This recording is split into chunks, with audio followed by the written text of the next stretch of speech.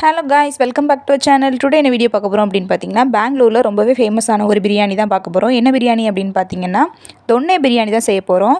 இந்த தொன்னே பிரியாணியோட ஃப்ளேவர் வந்து மின்ட்டு கொரியாண்டர் சேர்ந்துருந்தால் எப்படி இருக்குமோ அந்த ஃப்ளேவர்ஸ் உள்ளே இறங்கி சாப்பிட்றதுக்கு சூப்பராக இருக்கும் டேஸ்ட்டு. எப்படி செய்யலான்னு பார்க்கலாம். அது செய்கிறதுக்கு வந்து 2 பட்டை, 2 கிராம்பு, 1 ஸ்பூன் சோம்பு, 1½ ஸ்பூன் மல்லி எடுத்து வச்சுருக்கேன். இதை எல்லாத்தையும் ஃபஸ்ட்டு நம்ம வறுத்து எடுத்துக்கணும்.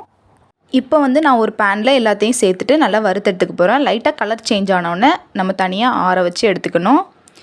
மசாலா அரைக்கிறதுக்கு புதினா, கொத்தமல்லி இலை, இஞ்சி, பூண்டு, வெங்காயம், பச்சை மிளகாய் எல்லாம் எடுத்து வச்சுக்கலாம். இப்போ ஒரு மிக்சர் ஜாரில் ஒரு துண்டு இஞ்சி, ஒரு 4லேருந்து 5 பல் பூண்டு சேர்த்துக்கலாம். ஒரு மீடியம் சைஸ் வெங்காயம் கட் பண்ணி வச்சுருக்கேன், அதையும் உள்ளே சேர்த்துக்கலாம். இப்போ கொத்தமல்லி இலை ஒரு கைப்பிடி, புதினா இலை கொஞ்சமாக சேர்த்துக்கலாம். பச்சை மிளகாவும் சேர்த்துக்கோங்க. சேர்த்துட்டு முந்திரியும் சேர்த்து அரைச்சிக்கோங்க. நல்லா இந்த மாதிரி நல்லா பேஸ்ட்டாக அரைச்சி தனியாக வச்சுக்கலாம். இப்போ இன்னொரு பாத்திரத்தில் 1 ஸ்பூன் மிளகாய்த்தூள், 1/4 ஸ்பூன் மஞ்சள் தூள், தயிர் ஒரு 1/2 கப் தயிர் சேர்த்துக்கலாம். சேர்த்துட்டு எல்லாத்தையும் நல்லா கலந்து விட்டுக்கோங்க. தேவையான அளவு உப்பு சேர்த்துக்கலாம். சேர்த்துட்டு இந்த மசாலாஸ் எல்லாத்தையும் நல்லா கலந்து விட்டுக்கலாம். கலந்து விட்டதுக்கப்புறமா மோஸ்ட்லி இந்த தொன்னே பிரியாணி வந்து மட்டனில் செஞ்சால் ரொம்ப டேஸ்ட் அதிகமாக நல்லாவே இருக்கும்.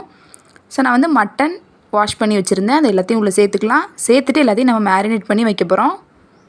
இப்போ எல்லாத்தையும் நல்லா ஒரு வாட்டி மிக்ஸ் பண்ணிக்கலாம். இந்த மாதிரி மசாலா எல்லாமே மட்டனில் நல்லா அப்சர்வ் ஆகிருக்கணும். அந்தளவுக்கு நல்லா மிக்ஸ் பண்ணி கொஞ்சம் நேரத்துக்கு ரெஸ்ட் விட்டுடலாம். இப்போ ஒரு பேனில் எண்ணெய் சேர்த்துக்கலாம். எண்ணெய் நல்லா சூடானதுக்கப்புறமா நெய் சேர்த்துக்கோங்க. நெய் சேர்த்தா இன்னும் நல்லாவே ஃப்ளேவரபுளாக இருக்கும். நெய் சேர்த்ததுக்கப்புறம் நெய் வந்து நல்லா சூடாகட்டும். சூடானதுக்கப்புறமா நான் வந்து மீடியம் சைஸ் 2 வெங்காயம் நீட்டமாக கட் பண்ணி வச்சுருக்கேன். அது எல்லாத்தையும் உள்ளே சேர்த்துக்கலாம். சேர்த்துட்டு லைட்டாக வதக்கிக்கலாம். வெங்காயம் சேர்த்ததுக்கப்புறமா பட்டை, கிராம்பு, பிரியாணி ஸ்பைசஸ் சேர்த்துக்கலாம். பிரியாணி ஸ்பைசஸில் நான் வந்து 2 பட்டை, 1 கிராம்பு, அப்புறமா பிரியாணி இலை எடுத்திருக்கேன். 1/4 ஸ்பூன் சோம்பு சேர்த்துருக்கேன். சேர்த்துட்டு பிரியாணி இலை, அதாவது ரம்ப இலை சேர்த்துருக்கேன். நான் ரம்ப இலை சேர்த்தா இன்னும் நல்லா ஃப்ளேவரபுளாக இருக்கும். ஸோ நான் சேர்த்துருக்கேன். சேர்த்துட்டு எல்லாத்தையும் நல்லா வதக்கிக்கலாம். வெங்காயம் நல்லா வதங்கணும். இந்த பிரியாணியோட ஃப்ளேவரே வெங்காயத்துலேயும் தாங்க அதிகமாக இருக்குது. ஸோ வெங்காயம் வந்து நல்லா வதங்கட்டும். வெங்காயம் நல்லா வதங்கினதுக்கப்புறமா கொத்தமல்லி இலை, புதினா சேர்த்துக்கலாம். ஒரு கைப்பிடிக்கு சேர்த்துட்டு அதையும் நல்லா வதக்கிக்கலாம். இதெல்லாம் நல்லா வதங்கட்டும். நல்லா வதங்கினதுக்கப்புறமா ஒரு மீடியம் சைஸ் தக்காளியை வந்து நீட்டமாக கட் பண்ணி வச்சுருக்கேன். அது எல்லாத்தையும் உள்ளே சேர்த்துட்டு அதையும் நல்லா வதக்கிக்கலாம். தக்காளி நல்லா வதங்கி வரணும், அந்தளவுக்கு நல்லா வதக்கிக்கலாம். இப்போது தக்காளி நல்லா வதங்கினதுக்கப்புறமா நம்ம அரைச்சி வச்சுருந்த பேஸ்ட்டை உள்ளே சேர்த்துக்கலாம். சேர்த்துட்டு எல்லாத்தையும் நல்லா கலந்து விட்டுக்கோங்க. மசாலா எல்லாமே அப்சர்வ் ஆகி எண்ணெய் பிரிஞ்சு வரும், அந்த அளவுக்கு நல்லா வதக்கிக்கலாம். ஒரு 2 நிமிஷம் வதக்கினதுக்கப்புறமா நம்ம வாஷ் பண்ணி மேரினேட் பண்ணி வச்சுருந்தா தனியாக மட்டனை வந்து உள்ளே சேர்த்துக்க போகிறோம். மட்டன் எல்லாத்தையும் உள்ளே சேர்த்ததுக்கப்புறமா எல்லாத்தையும் நம்ம அரைச்சி வச்சுருந்த மசாலா, மட்டன் எல்லாத்தையும் சேர்த்து ஒரு வாட்டி நல்லா கலந்து விட்டுக்க போகிறோம். இந்த பிரியாணி வந்து ரொம்ப ஃப்ளேவரபுளாக இருக்கும். அதோடு மட்டும் இல்லாமல் நார்மலாக செய்கிற பிரியாணி மாதிரி இருக்காது. டேஸ்ட்டு சூப்பராக இருக்கும். நான் ஃபஸ்ட் டைம் பெங்களூரில் ட்ரை பண்ணி பார்த்துருந்தேன். எனக்கு ரொம்ப பிடிச்சிருந்தது பர்சனலாக. ஸோ நான் இதை ட்ரை பண்ணணும் அப்படின்னு சொல்லிட்டு உங்களுக்கும் ஷேர் பண்ணுறேன். இப்போ வந்து அரிசியோட அளவு எடுத்துக்க போகிறோம். நான் வந்து சின்ன உலக்கையில் 2 உலக்கைக்கு எடுத்திருக்கேன்.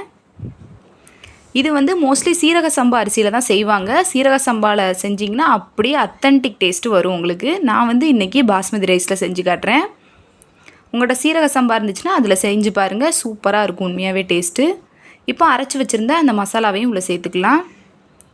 இந்த மசாலா தான் இது பிரியாணியோட டேஸ்ட்டையே தூக்கி கொடுக்கும். ஸோ சேர்த்துட்டு அதையும் ஒரு வாட்டி கலந்து விட்டுக்கோங்க. எண்ணெய் பிரியட்டும், மட்டன் நல்லா வேகணும். இப்போ எந்த கிளாஸில் நீங்கள் அரிசி எடுத்தீங்களோ அந்த கிளாஸில் 2 மடங்கு தண்ணி சேர்க்க போகிறோம். அதாவது 4 கப்பு தண்ணி சேர்க்க போகிறோம். இப்போ ஒரு கப்பாக நான் 4 கப்பு தண்ணி சேர்த்துக்கிறேன். தண்ணி சேர்த்ததுக்கப்புறமா நல்லா கொதிக்கணும். தண்ணி வந்து அதாவது கறி வந்து நல்லா வேகணும். நம்ம மட்டன் சேர்த்துருக்கிறதுனால நல்லா வெந்தால் தான் கறி சாஃப்ட் அண்ட் ஜூஸியாக இருக்கும். ஸோ நல்லா கறியை வேக வைக்கணும். இல்லை நீங்கள் கறியை வேக வச்சு கூட நீங்கள் சேர்க்கலாம். ஆனால் அப்படி செஞ்சால் டேஸ்ட் வந்து மாறிடும். இந்த மாதிரி மேரினேட் பண்ணி செஞ்சால் தான் அதோட அத்தன்டிக் ஸ்டைல் வரும். தண்ணி சேர்த்துட்டு நல்லா கொதிக்க வச்சிடலாம். அதாவது கறியை நல்லா வேக வச்சு இந்த மாதிரி கொதிப்பு வரணும். பாருங்கள், நல்லா கொதித்து வந்ததுக்கப்புறமா கறி ஓரளவுக்கு வெந்துடும். வெந்ததுக்கு அப்புறமா நம்ம ஊற வச்சுருந்த அரிசியை உள்ளே சேர்த்துக்கலாம். இந்த தொன்னை பிரியாணி நீங்கள் சிக்கனில் கூட செய்யலாம், டேஸ்ட்டு நல்லா தான் இருக்கும். இப்போ தேவையான அளவு உப்பு சேர்த்துக்கலாம்.